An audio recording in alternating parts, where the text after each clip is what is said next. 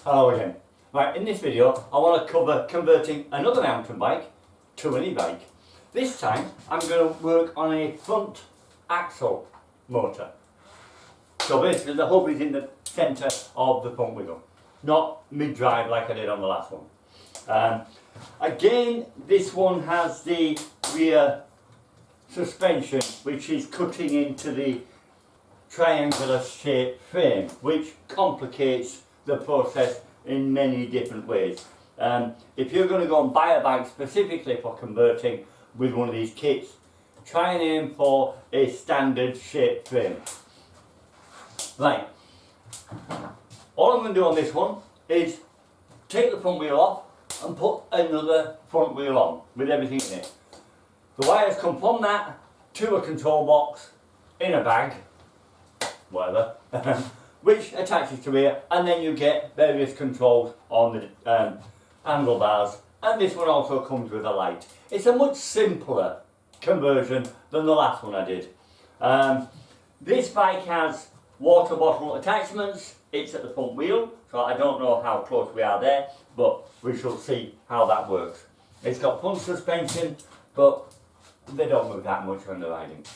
We shall have a look at that. Hopefully that is where the battery will go, nice and low down, out of the way, and we don't have the motor there to hinder the problem either. Now the one good thing about using a front hub is your gears stay the same, and it's very quick to convert it back. You just take the wheel back off, put the other wheel back on, remove the battery. Well, first off, let's have a look at what we actually get in one of these kits. Right, so here it is. We have two boxes. One is the battery, because we need a battery. The other is the kit. It's a big box, because it's got a wheel in it. Have a quick look at the battery thing, and that's a simple job.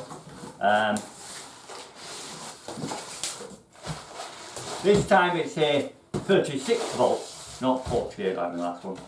Set of keys, so it locks on, that's good.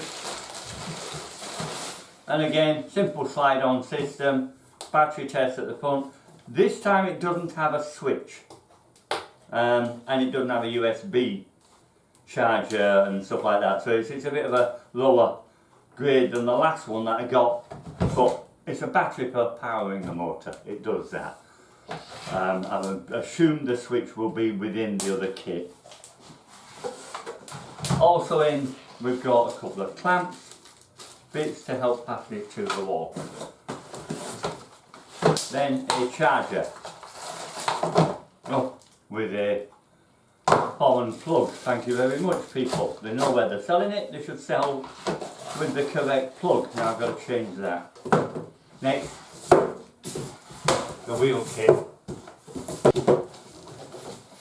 We have a box of tricks, we'll go through that in a moment. We've got a bag, like I said, everything gets housed in a bag. We've got some instructions, and we've got the wheel with the motor built into the centre hub.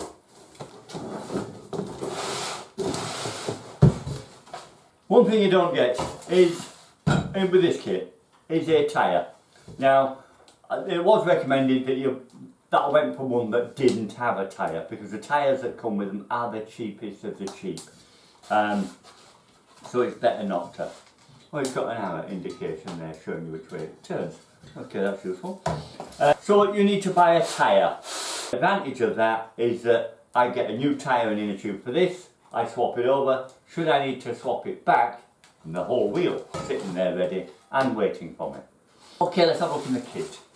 See just what you get. This bag. Now, if you had a standard triangular shaped frame, that would fit in there lovely. It's got a hole there for your cables to come out. You unzip it and put your control box in there, and all the cables, and bundle them all up, zip it up, and it's done. And presume reasonably watertight. So that'll be interesting to find somewhere to fit it on this bike, but there you go. Inside the box of many bits, we have, first thing, looks like the wiring harness, yes? There's the wiring, there's all the stuff in here. We better make sure we've got everything. Okay, so Main wiring harness, you can see that because it's got one end and many on the other end. Battery extension leads, you know that because it's got 2 leads in it. Throttle accelerator, that's obvious. Thumb operated. Now this is your pedal detector, whatever they want to call it. It's a magnetic field and it tells the motor when the pedals are being turned. Because obviously it's pedal assistance, so you need to know when you're pedalling so it can assist you. A couple of tie wraps in there and a whole load of tie wraps to go with it. Next, the controller. Now the one feature I went for with this was that it is fully waterproof protected. The plugs, sockets, everything are made in such a way where you can submerge it and it will not affect it. So that's useful. And we get a light. No, it's a tie wrap on that. With this one we get a light, which is very nice, useful. I'd buy one separate for the other one. But they didn't give you a backlight. No backlight, really. How tight of them. Because now you've got to try and find one that's a totally different system. I would assume this will turn on with the bike's system. And if you get a separate backlight, it won't. Unless you start hacking into these wires that won't be waterproof. Never mind, you can't have everything, but there you go. Got a light to start with. These are to go on the back wheel. Or to go on either wheel, any wheel. But as we've got a front light, I'll put these on the back. They're silly little kiddie things, they're flash and metal lights. It's a gimmick. But hey, they're in the kit. Next, obviously we need the brake sensors. That's what these are. Because this bike's brakes are totally separate from its gears, I decided, unlike the other bike, to opt for this type. So it's a simple swap over of the brake calipers and then I've got sensors done. This last should be the controller. It is. And in there, a nut and bolt. And the instructions. Are they in English? Yeah. Wow, okay. The plug's not. Right. So, there we are. Basic, reasonably tidy looking controller. Fits onto the handlebars, cable is wrapped around really tight there, that's it, better. Yeah, simple. Passing out the handlebars, and that's what the nut and bolts for. On, off, set, plus, minus, that'll be for increase and decrease in your pedal assistance. So that's useful. A lot, as I said in my last video, a lot of them don't come with controllers.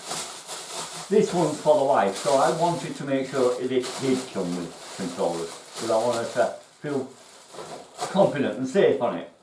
Me, it doesn't matter, but she needs to feel safe. And they even give us some tools. So, now then, that is the kit. What we do first is go and buy a tyre and an inner tube for that, like this. It's a 26 by 1.75 and an inner tube to go with it. Please read the instructions carefully before opening that. It's an inner tube. Okay, first thing we need to do is get that assembled. Now you get the tyre on, one half.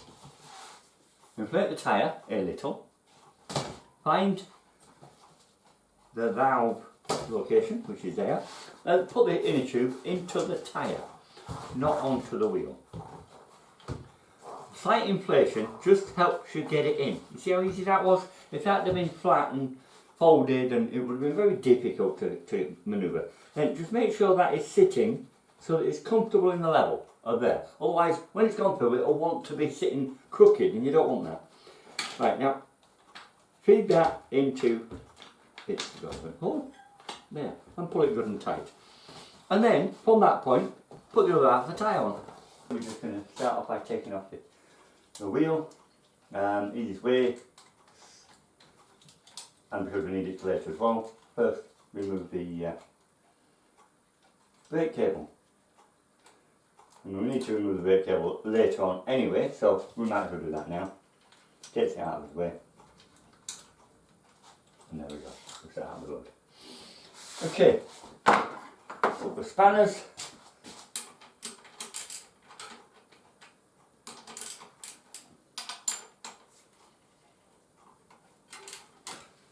Put that away in case we ever need it later. Showing you which way it turns. You don't do them backwards, so it turns that way.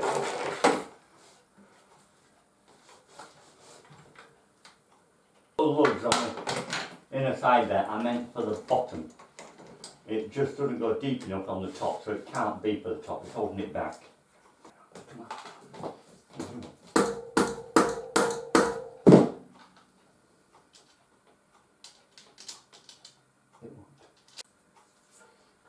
Oh, that's tight. And protective cap back on. Okay, that's the wheel part of it done. Right, what I want to try next, before I start anything with the wiring and such, is the battery. See if it's going to be there, because obviously the wiring is orientated around where that battery is going to be, so I need to find that out first.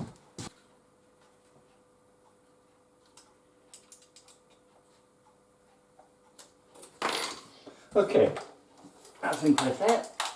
Put this on here. And that's it. Now that's given it loads of space. Now we can get on with all the bits and bats needed to do the rest of the job. What I would suggest at this point is you start on the handlebars and mount everything that you want on there. Everything that comes with it. Get it all mounted on, don't worry about the wires. And then sort the wires out afterwards.